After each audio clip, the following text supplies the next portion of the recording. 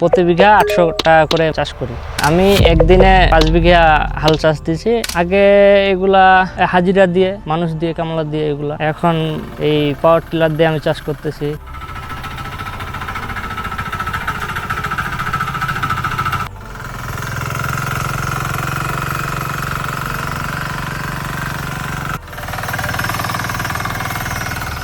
এর আগে আমার এক দুলাভাই নিয়ে আসছিল, তারপর আমাকে বললো যে উত্তরণে এই মিনি টিলার পাওয়া যায়। 3 বছর থেকে ব্যবহার করছে, সাথে 2টা গাড়ি উঠেছিল। প্রথমে আমার ভয় ভীতিতে লাগছিল আমি চালাইতে পারবো কি পারবো না।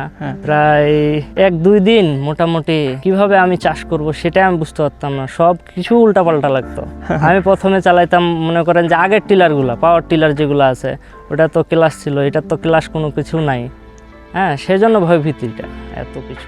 মানে এইটা নেওয়ার কারণ হলো এই যে সবজি বাগান হাল চাষ দেওয়ার জন্য, যেখানে হাল ঢুকছে না সেখানে হাল চাষ দেওয়ার জন্য আমাদের কৃষকদেরও ভালো হচ্ছে এই মিনি টিলার পায়ে।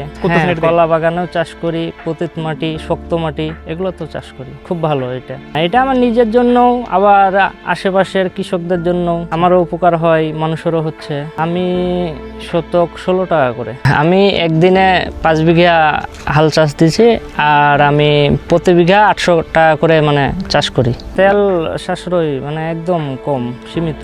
আগে এগুলা হাজিরা দিয়ে, মানুষ দিয়ে, কামলা দিয়ে, এগুলা অনেক শ্রমের ব্যাপার, অনেক ব্যয়বহুল।